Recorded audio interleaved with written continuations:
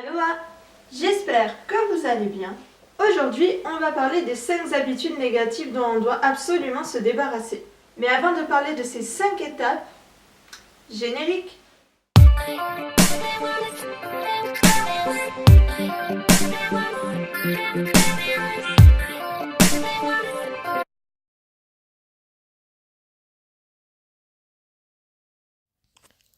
Parlons de cette habitude super bizarre et incompréhensible que nous avons tendance à remettre toutes les tâches importantes au lendemain.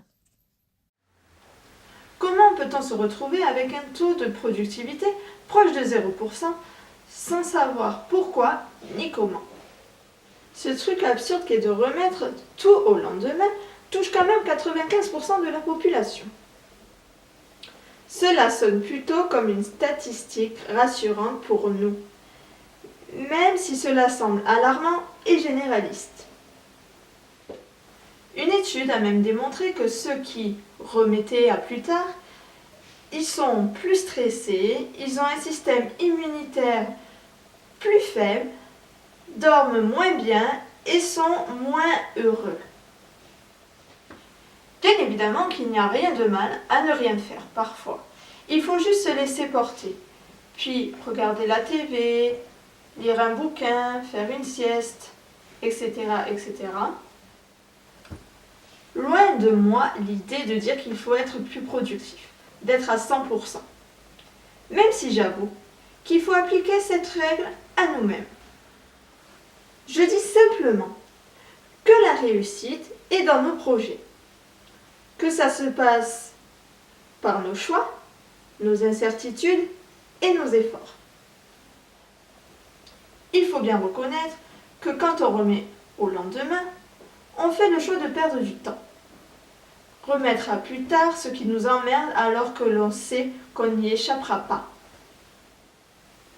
Donc, trouvez des objectifs à long terme pour pouvoir passer au-dessus des trucs à faire immédiatement et servez-vous de ces objectifs comme un carburant qui nous permettrait de prendre les taureaux par les cornes et d'avancer.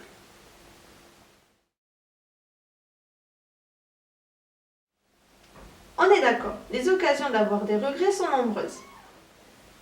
Avoir des paroles de travers, des non-dits, des opportunités manquées, des occasions qu'on ne saisit pas, des situations qui ont mal évolué, des choix ratés. Par expérience, on sait que les regrets sont inévitables. N'empêche que ce qui est fait est fait. Il serait préférable que nos regrets restent dans le passé et qu'ils ne viennent plus polluer le présent. Alors écoutez vos regrets une dernière fois pour en tirer le meilleur. Évaluez ce que vous avez manqué de façon constructive.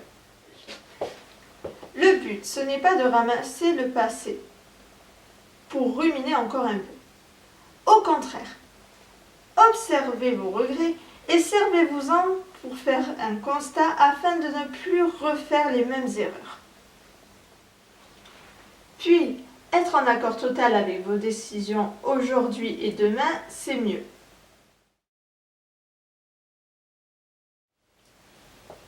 Ne pas avoir peur est un point étroitement lié à celui du dessus. Si vous vous laissez diriger par la peur, au plus vous serez frileux sur vos décisions, au plus vous aurez des chances d'avoir des regrets, rater des opportunités et manquerez votre chance.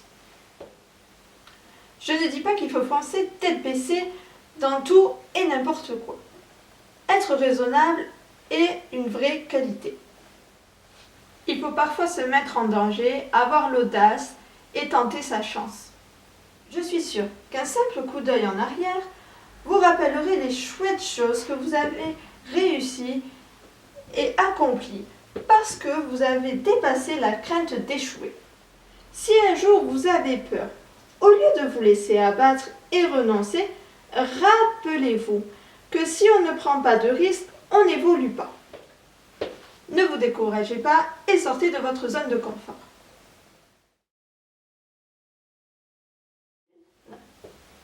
Le cas de la rancœur a une grande similitude avec celui des regrets.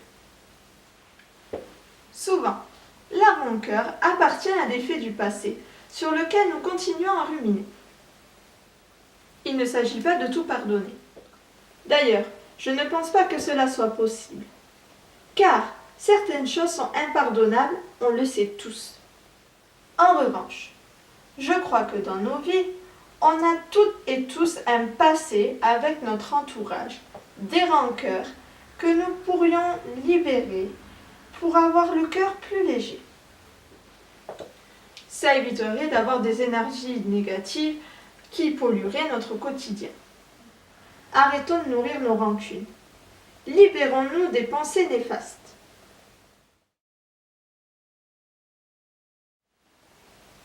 Il y a un tas de choses dans la vie, comme le quotidien, sur lesquelles nous n'avons aucun pouvoir. Les choses se font sans que nous puissions intervenir. Tout ne colle pas forcément à nos plans. C'est sûr. De toute évidence, cela est stressant et angoissant, car nous sommes impuissants et que nous n'avons pas une maîtrise parfaite sur les événements. Surtout, on a tendance à vouloir changer les choses, à tout prix. La seule chose possible est que tu peux changer, qui est possible, et en contrepartie, tu dois accepter ce que tu ne peux pas changer. On doit apprendre à relativiser, à lâcher prise, à accepter les choses sur lesquelles nous ne pouvons pas intervenir. Cela nous permet d'économiser de l'énergie et de gagner du temps précieux qui évitera également de gâcher cela inutilement. Voilà, j'espère que les 5 conseils sur les 5 habitudes négatives dont tu dois te débarrasser t'a plu. Si c'est le cas, je t'invite à lâcher un like, à t'abonner à ma chaîne et à activer la petite cloche si ce n'est toujours pas fait. À me suivre sur tous mes réseaux sociaux où bien sûr vous trouverez les liens dans la description.